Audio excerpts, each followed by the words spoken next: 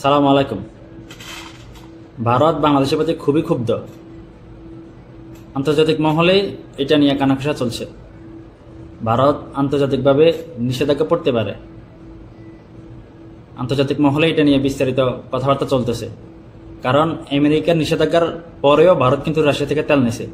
প্রথমত এটা তৃতীয়বারের মতো তো আমরা দেখেছি যে নরেন্দ্র মোদীকে প্রচুর সম্মান দেওয়া হয়েছে আমেরিকায়, এবং আমেরিকার প্রেসিডেন্টের আমন্ত্রণে ভারতের এর পূর্বে মাত্র 3জন রাষ্ট্রপ্রধান কিন্তু এই আমেরিকায় যাওয়ার সৌভাগ্য হয়েছিল তাদের।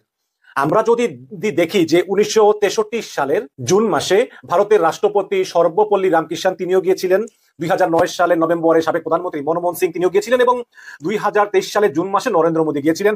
ভারতের মাত্র 3জন সরকার প্রধানের কপালে এই সৌভাগ্য জুটেছে যে আমেরিকার রাষ্ট্রপ্রধানের সরাসরি আমন্ত্রণে তারা গিয়েছেন। এবং এই নরেন্দ্র মোদী কিন্তু সেই গত বছর আমেরিকার দুটো কংগ্রেসে কিন্তু ভাষণ দিয়েছেন। আমেরিকার সংসদ দুই কক্ষ বিশিষ্ট, আপনারা জানেন যে house of senate, house of representative, এবং নরেন্দ্র মোদী কিন্তু এই উভয় কক্ষেই কিন্তু ভাষণ দিয়েছেন। এবং নরেন্দ্র মোদী হচ্ছেন তৃতীয় ব্যক্তি যার কিনা এই বিরল সৌভাগ্য হয়েছে। এর আগে কিন্তু ব্রিটিশ প্রধানমন্ত্রী উইনস্টন চার্চিল, যিনি দ্বিতীয় বিশ্বযুদ্ধের সময় ব্রিটিশ প্রধানমন্ত্রী ছিলেন, এবং দক্ষিণ আফ্রিকার সাবেক প্রেসিডেন্ট নেলসন ম্যান্ডেলা, তাদেরই শুধু সৌভাগ্য ছিল। এবং তৃতীয় হচ্ছে নরেন্দ্র মোদী।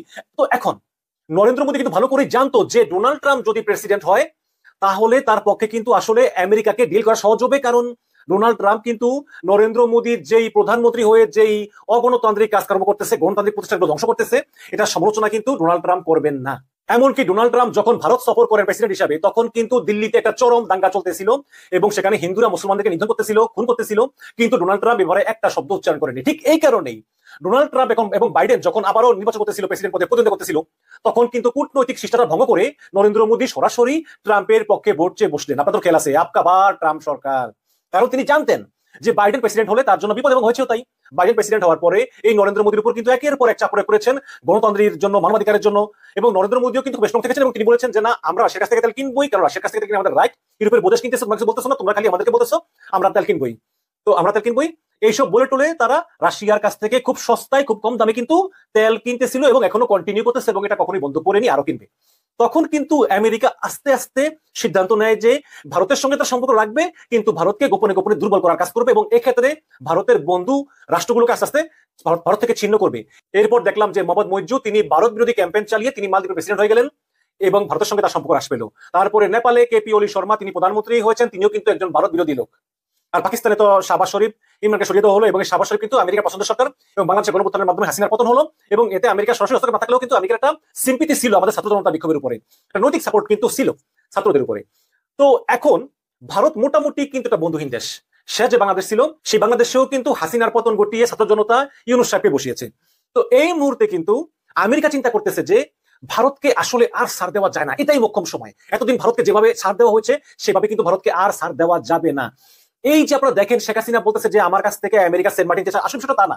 বিষয়টা হচ্ছে আমেরিকা কিন্তু হাসিনাকে ইন্দো প্যাসিফিক যে স্ট্র্যাটেজি আছে আইপিএস, এটাতে সাইন করার জন্য চাপ দিয়েছিল, কিন্তু ভারত চেয়েছিল যে যাতে হাসিনা সাইন না করে। তার কারণ হচ্ছে যদিও ভারত এবং আমেরিকা কিন্তু এই স্ট্র্যাটেজিক পার্টনার, এই আইপিএস এর যে কোয়াডের পার্টনার, পঞ্চাশ সামরিক জোট, ভারত, অস্ট্রেলিয়া, জাপান, তারপরে আমেরিকা, এই চারজন মিলে হচ্ছে কোয়াড, এবং এই কোয়াড হচ্ছে একটা সামরিক জোট, এবং এদেরই কিন্তু এই ইন্দো প্যাসিফিক স্ট্র্যাটেজি। কিন্তু ভারতের কথা হচ্ছে যে আমেরিকা এবং আমরা একজোটে আছি, ঠিক আছে, কিন্তু তুমি আমেরিকা এখানে সেনা গুলাতে পারবা না।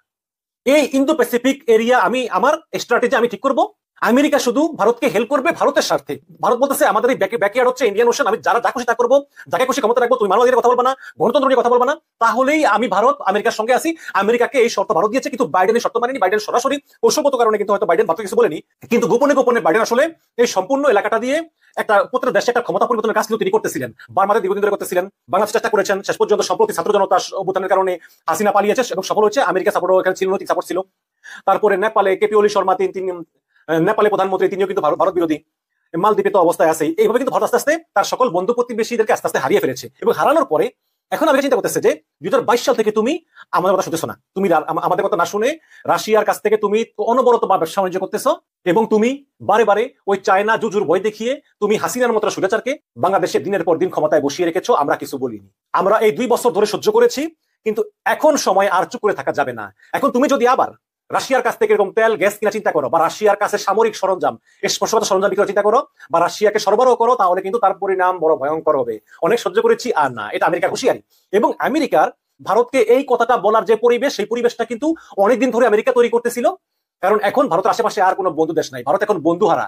যা ছিল বাংলাদেশ, সেই বাংলাদেশও কিন্তু সেই ভারতের যে সেবাদাসী হাসিনাকে পালিয়ে যেতে বাধ্য করেছে ছাত্র জনতা।